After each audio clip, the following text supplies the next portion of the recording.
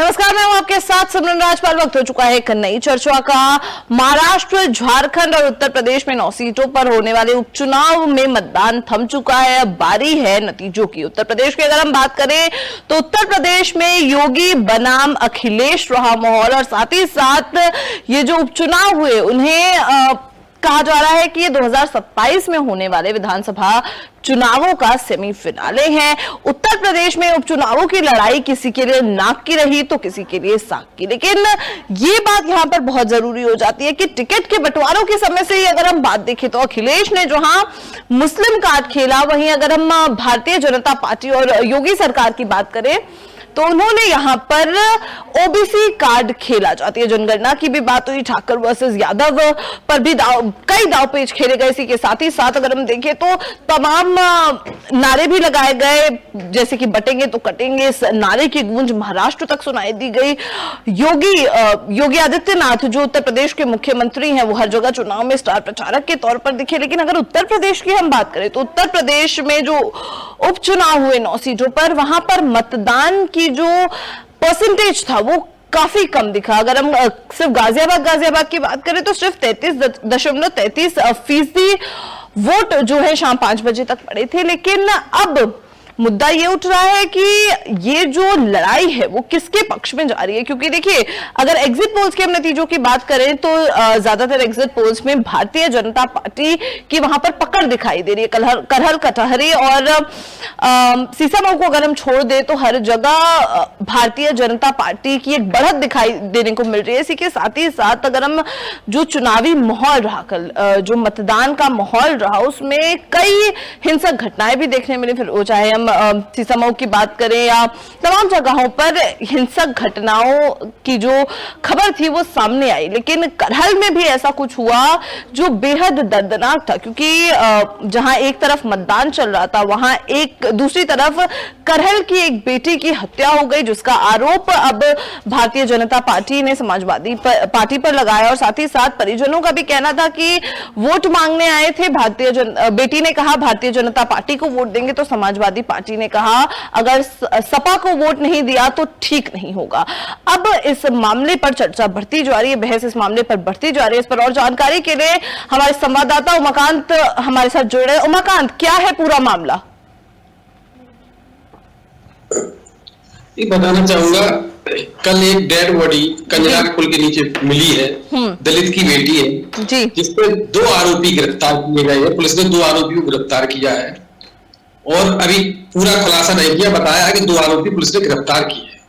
किस तरीके का मामला सामने आया? जी बोलिए।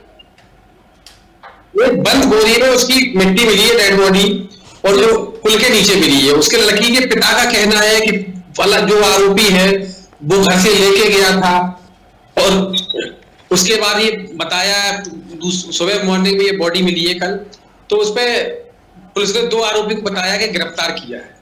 आगे की कार्रवाई पुलिस कर रही है।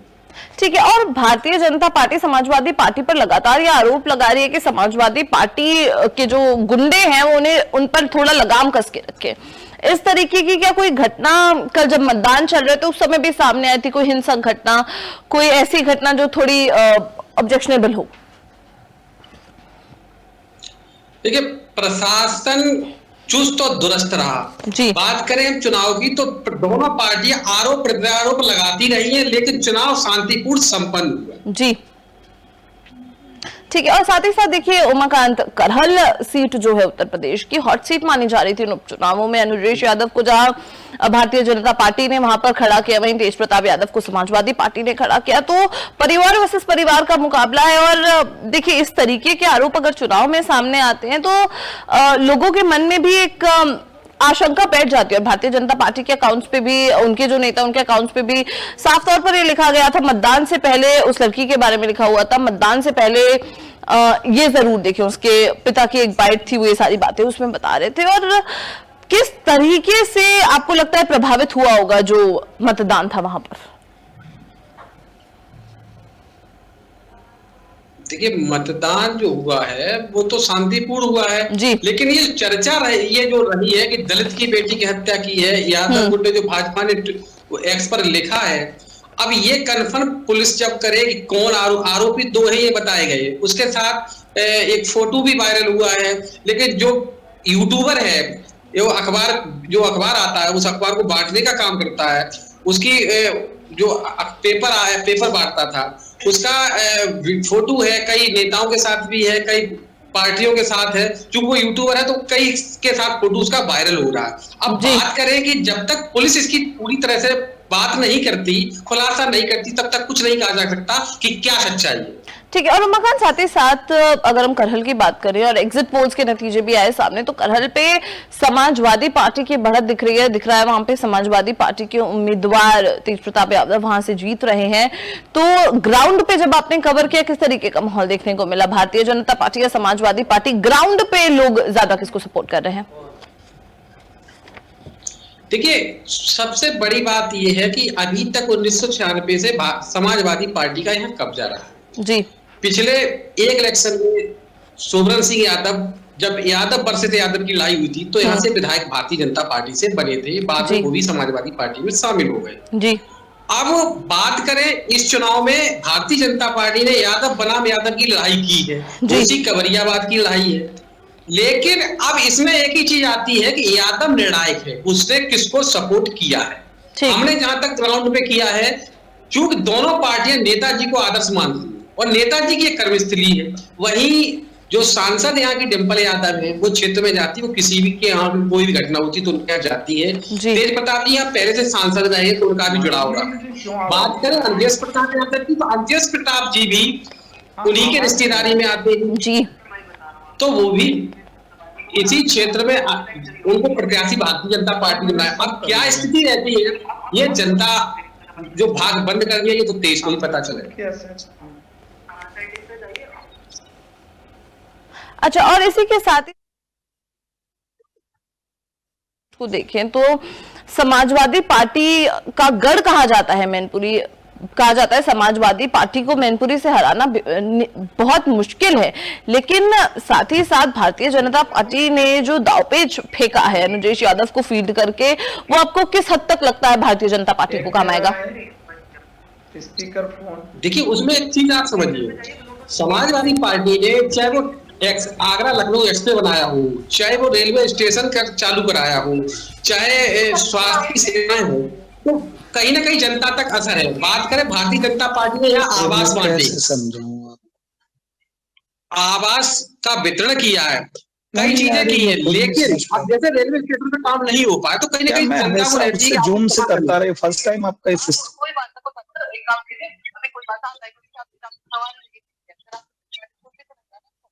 अब तो मैं मोबाइल से सुन सकता हूँ मैं। जी हमारे साथ जुड़ चुके हैं भारतीय जनता पार्टी से प्रदीप जी। आपके उधर से आवाज नहीं आ रही है। ठीक है, तो देखिए जिस तरीके से हमारे संवाददाता उमाकांत ने बताया कि करहल में यादव वर्सेस यादव की लड़ाई, यादव वर्सेस यादव की लड़ाई हो रही है, लेकिन साथ ही साथ अगर हम देखें तो तमाम चीजें सामने आ रही है, क्योंकि अब जो उत्तर प्रदेश की राजनीति तो बड़ी दिलचस्प होती जा रही है। साथ ही साथ अगर हम जो ये दलित लड़की का मामला हुआ है, जो इस दलित बच्ची का मामला हुआ है, तमाम एंगल्स इसमें भी सामने आ रहे हैं। कहा जा रहा है कहीं पर कि समाजवादी पार्टी से लोग भेजे गए थे, कहीं कहा जा रहा है कि लड़की के बारे में तमाम चीजें सामने आ रही है। लेकिन उमाकांत, सबसे बड़ा सवाल यहाँ पर अब ये उठता है कि किस तरीके से अब उस लड़की का परिवार खुद को संभाल रहा है, क्योंकि जाहिर सी बात है अगर भरी जवानी में किसी की बेटी के साथ या किसी के भी बच्चे के साथ भी ऐसा हो जाए तो माँ बाप का तो हाल वही समझ सकते हैं। उमाकांत जी देखिए, सीधी बात यह है कि दलित जिसकी बेटी की हत्या हुई है वो परिवार वास्तविक दुखित है, लेकिन इस समय जो इसका सियासत चल रही है, राजनीति चल रही है, जब तक पुलिस का पूरा वो नहीं आता तब तक कुछ कहा नहीं जा सकता। यहाँ जो मृतका का जो पिता है उसका कहना है कि फला व्यक्ति ले गया था, उसका कई नेताओं के साथ वायरल हो रहा है।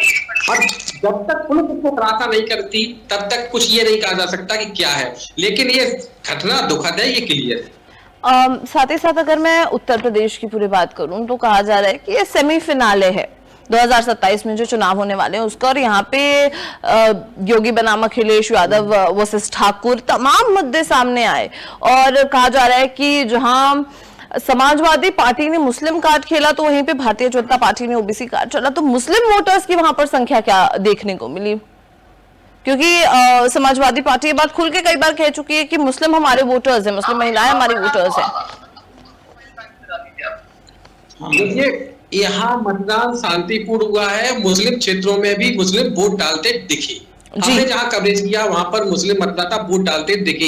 एक आध जगह छुटपुट घटनाएं हुई हैं जिनमें ये है कि कहीं वोट डालने के लिए प्रभावित किया जा रहा, शिकायत भी हुई है, लेकिन तत्काल ही पुलिस ने व्यवस्था उसकी करके मामला शांतिपूर्ण मतदान कराया। ठीक है, बहुत बहुत शुक्रिया आपका उमाकांत हमारे साथ जुड़ने के लिए। बीजेपी से हमारे साथ प्रदीप चौहान जुड़ रहे हैं। प्रदीप जी, आवाज आ रही है? हाँ, बोलिए। ठीक है प्रदीप जी, देखिए जिस तरीके से एग्जिट पोल सामने आए हैं, कोई एग्जिट पोल कह रहा है कि 6 सीटों पर भारतीय जनता पार्टी आ रही है, कोई एग्जिट पोल कह रहा है 5 पर आ रही है, कोई कह रहा है 4 पर आ रही है, लेकिन जो 3 हॉट सीट्स है वहां पर समाजवादी पार्टी की बढ़त दिख रही है, चाहे वो सीसमाऊ हो, चाहे वो करहल हो, चाहे वो कटहरी हो। तो किस तरीके से आप लोगों ने, क्योंकि आपका ये मास्टर स्ट्रोक कहा जा रहा था, अगर हम करहल की बात करें तो अनुजेश यादव को फील्ड करना आपका मास्टर स्ट्रोक कहा जा रहा था। ठीक है, मीडिया अपने अपने तरीके से कोई ना कोई शब्द देता ही है जी। हमारे लिए तो एक कार्यकर्ता है, वो 2017 से हमारे साथ हैं जी, और पार्टी ने उनको टिकट दिया। हर चुनाव हम लोग मजबूती से लड़ते हैं, ये चुनाव भी मजबूती से लड़ा है। और चूंकि सैफई के लोगों की असलियत जनता के सामने आ गई, पहले सैफई के लोग कहते थे हम समाजवादी हैं, फिर उनकी आलोचना होती थी वो जातिवादी हैं, फिर ये हुआ कि वो यादववादी हैं, लेकिन वो समाजवादी भी नहीं, यादववादी भी नहीं, जातिवादी भी नहीं, वो विशुद्ध रूप से परिवारवादी। इसलिए इस बार जनता ने तय किया कि हमें इन परिवारवादियों को इस करहल सीट से हराना है, भाजपा के प्रत्याशी को जिताना है। बहुत अच्छी वोटिंग हुई है, बहुत अच्छे जो रिस्पांस रुझान है बूथों से आए हैं। निश्चित ही परसों जब इलेक्शन का परिणाम आएगा तो करहल हम जीतेंगे। बाकी सीटों पर आप मीडिया के लोग ही बता रहे हैं कि बीजेपी 6 जीत रही है, कोई कह रहा 7 जीत रही है, तो इसका मतलब है जनता का रुझान मोदी जी, योगी जी की नीतियां और सरकार के प्रति है। लेकिन वास्तविकता तो परसों सामने आई जाएगी। जी प्रदीप जी, लेकिन पहले भी देखा गया कि एग्जिट पोल्स के नतीजे कई बार गलत साबित हुए, और अगर लोकसभा वाला हाल इस बार होता है तो किस तरीके से वापसी करेंगे आप लोग? क्योंकि लोकसभा में कहा जा रहा था कि भारतीय जनता पार्टी 60 के तो पार होगी अगर उत्तर प्रदेश में सिर्फ देखा जाए, लेकिन जो आंकड़े आए वो बेहद चौंकाने वाले थे। तो अगर इस बार ऐसा कुछ हो जाता है तो शायद आपको नहीं लगता कि आपके लिए एक फॉल हो जाएगा? देखिए, पहले तो हम आप जानते हैं कि इस चुनाव से सरकार के बनने बिगड़ने पर कोई प्रभाव नहीं पड़ेगा, तो हाँ। लेकिन एक वातावरण होता है, यदि सत्ता पक्ष लूज करता है तो विपक्ष उसको ऐसे प्रस्तुत करता है जैसे वो सरकार में आ गया। ठीक है, कोई भी चुनाव है, जनमत बनाने में अपना उसका योगदान रहता है, लेकिन जिस तरह से अभी हरियाणा का चुनाव हुआ है लोकसभा चुनाव के बाद, और ऐसा एक नैरेटिव बनाया जा रहा था कि नहीं साहब हरियाणा में भाजपा हार जाएगी, एंटी इनकम्बेंसी होगा, लेकिन आप खुद समझिए, देखिए आप क्या परिणाम आया। तीसरी बार बीजेपी की सरकार पूर्ण बहुमत से आई, वो भी एक ऐसे अति पिछड़े वर्ग के मुख्यमंत्री के रूप में। तो ये जो इन्होंने पीडीए का नारा, संविधान बचाने का, आरक्षण बचाने का, ये जो फर्जी नारा दिया था, वास्तव में ये पिछड़ों के हितैषी नहीं है सपा के लोग या इंडी गठबंधन के लोग, ये अपने परिवार के हितैषी है। तो जनता की समझ में आ गया कि ना परिवार खतरे, वो न तो संविधान खतरे में है, ना आरक्षण खतरे में है। विशुद्ध रूप से जो इंडी गठबंधन, इनका हेड से कांग्रेस लीड पार्टी हो या सपा हो, इनके परिवार सब खतरे में। इसलिए जनता के बीच में भ्रम फैला के फर्जी नैरेटिव बना करके जाते हैं। जनता अब इनकी असलियत समझ चुकी है, इसलिए आंकड़े पिछड़े सभी इस बार बीजेपी को वोट कर रहे हैं और बीजेपी जीतेगी, निश्चित जीतेगी। मैं अंकगणित की भाषा में नहीं बोलता, 9, 8, 7 ऐसा नहीं बोलता, लेकिन बीजेपी जीतेगी इतना तय है। जब हम करहल जीत रहे हैं, आपके मीडिया के लोग कह रहे हैं, आपके जो साथी आए उनका कहना है करहल का चुनाव हम लोगों ने देखा नहीं अभी नजदीक में इतना अच्छा हुआ हो, तो तभी है ना जब उनको पब्लिक के रुझान मिले हैं। हम लोग तो अपनी जीत का दावा सदैव करते हैं, लेकिन इस बार मीडिया भी कह रही है, जो न्यूट्रल पर्सन है वो भी कह रहे हैं। ठीक है प्रदीप जी, साथ ही साथ जो योगी जी का बड़ा फेमस नारा था, बटेंगे तो कटेंगे, इस नारे पर समाजवादी पार्टी ने पहले भी आपको कई बार घेरते हुए देखा है, चुनाव, चाहे वो चुनाव प्रचार के समय हो या फिर पार्टी। देखो ऐसा है, सवाल कंप्लीट करने दीजिए। जो बांटो और राज करो की नीति के तहत काम करने वाले लोग हैं, उन्हें तो ये नारा बुरा लगेगा ही। आपने पूरे नारे को नहीं कहा, योगी जी ने कहा एक रहेंगे तो सेफ रहेंगे, एक रहेंगे तो नेक रहेंगे, बटेंगे तो कटेंगे। जब जब हम बटे हैं तो हम कटे भी, हमारा देश बटा। याद करो जब पाकिस्तान का बंटवारा हुआ, कितने लोग मारे गए जी, आपको मालूम है ना। तो जब जब समाज बटा, इसमें क्या बुरी बात है? योगी जी कह रहे हैं कि पूरा समाज एक रहे, पूरा देश एक रहे, इसमें क्या बुरी बात है? लेकिन समाजवादी पार्टी सदैव विभाजन की राजनीति करती रही, तो उन्हें ये नारा बुरा लग रहा है। इस बार कहा जा रहा है कि वोटों की जो संख्या है, क्योंकि हमने भी लगातार देखा है कि अगर हम गाजियाबाद सीट की बात करें तो 33.33% वोट हुए थे कल। अगर हम शाम 5 बजे तक की बात करें, 6 बजे तक की वोटिंग थी, तो हो सकता है 2-4% आंकड़े ऊपर नीचे हुए। तो गाजियाबाद सीट को अगर हम खास तौर पर देखें तो वोटिंग परसेंटेज बड़ा कम रहा। शहरी क्षेत्रों में, नगरीय क्षेत्रों में वैसे भी मतदान का प्रतिशत थोड़ा कम रहता है। ऐसा क्यों? जो ग्रामीण क्षेत्रों की अपेक्षा, वहां बहुत सा प्रवासी मतदाता भी होता है जो इधर उधर शिफ्ट करता रहता है। लेकिन ग्रामीण क्षेत्र की बात करें तो वोट अच्छा पड़ा है। हाँ, करहल में इस बार जरूर समाजवादी पार्टी ने फर्जी वोटिंग नहीं कर पाई, इसलिए वोट का प्रतिशत नीचे गया है और निश्चित ही इसका लाभ भी हमें मिलेगा, भारतीय जनता पार्टी जीतेगी। क्योंकि समाजवादी पार्टी के लोग जो यादव डोमिनेटेड बूथ थे, वहां पर ये जातीय उन्माद फैला करके कमजोर लोगों को वोट नहीं डालने देते थे। क्योंकि इस बार हमारा प्रत्याशी भी यादव था, तो उनको, उनके अपने समर्थक थे, संपर्क के लोग थे, पार्टी के भी वर्कर थे, सबने मिलकर के वहां एजेंट पे खड़े किए, उनमें डिवीजन भी हुआ, वोट भी मिला भाजपा को। तो फर्जी वोटिंग इस बार समाजवादी पार्टी कर नहीं पाई है, तो निश्चित ही इस बार भाजपा जीतेगी और Samajwadi party Karhal seat lose करेगी, हारेगी। ठीक है। और प्रदीप जी, साथ ही साथ करहल की अगर हम बात कर ही रहे हैं तो करहल में कल जब मतदान चल रहा था तो एक मामला सामने आया, एक दलित लड़की की हत्या का मामला सामने आया। भाजपा और परिजन, एक सेकंड सर एक सवाल लेने दीजिए पहले। आप लोगों ने समाजवादी पार्टी पर आरोप लगाया, परिजन समाजवादी पार्टी पर आरोप लगा रहे हैं, लेकिन एक सवाल तो प्रशासनिक व्यवस्था पर भी उठता है ना। प्रशासन उस वक्त क्या कर रहा था जब पता था स्थिति इतनी गंभीर है, चुनाव का समय है? प्रशासन क्या कर रहा था उस वक्त? देखिए, पहले तो घटना बहुत दुर्भाग्यपूर्ण है जी, और दूसरा प्रशासन, आप भी जानते हो, प्रशासन चुनाव की तैयारियों में लगा था, कोई पुलिस बल की कमी भी नहीं थी, निर्वाचन आयोग ने पर्याप्त पुलिस बल भेजा था। और जैसे ही ये घटना प्रशासन के संज्ञान में आई या पुलिस अधीक्षक का वर्जन भी आया, वैसे ही पुलिस ने मूवमेंट किया, पुलिस ने रिएक्ट किया, एक्टिव हुई और as early as possible accused पकड़े भी गए। लेकिन जो मृतका है, जो वो बेटी है, उसके माता पिता का जो बयान आया है वो मन को झकझोर देता है, अक्सर मन को झकझोर देता है कि समाजवादी पार्टी किस तरह का जहर बो रही है। जो समाजवादी पार्टी के समर्थक युवा हैं और या भले वो यादव समाज के हों, उनके मन में ऐसा जहर बो रहे हैं कि अगर दलित समाज की कोई बेटी प्रधानमंत्री जी की योजना से प्रभावित होकर के ये कहे हम बीजेपी को वोट देंगे, तो समाजवादी पार्टी का समर्थक, उनका कोई कार्यकर्ता केवल इसलिए उसकी हत्या कर देगा तो बीजेपी को वोट क्यों दे? ये मृतका के माता पिता के बयान है। बीजेपी ने तो, हम लोग तो थोड़ा बाद में जान पाए, चूंकि घटना होती है तुरंत, ऐसा तो है नहीं। अब हम लोग इलेक्शन में भी जीते, हमें तो आधे घंटे बाद मालूम पड़ा, तो स्वाभाविक है, सबकी संवेदनाएं मृतक के प्रति होती हैं। ठीक है प्रदीप जी, एक सवाल और सीसामा और मीरापुर से भी हिंसक घटनाएं सामने आई और प्रशासन पे कई सवाल उठे। 2 सब इंस्पेक्टर्स को भी निलंबित किया गया, एक जगह से 3 सब इंस्पेक्टर्स को निलंबित किया गया। लेकिन इस तरीके की घटना क्योंकि प्रशासन पे बड़ा सवाल खड़ा करती है, पुलिस पे पथराव हो रहा है, कहीं पुलिस मामले के कहीं कहीं कोई ना कोई हिंसा जरूर हुई है उत्तर प्रदेश में, तो इस पे उत्तर प्रदेश के प्रशासन पर बड़ा सवाल खड़ा हो रहा है।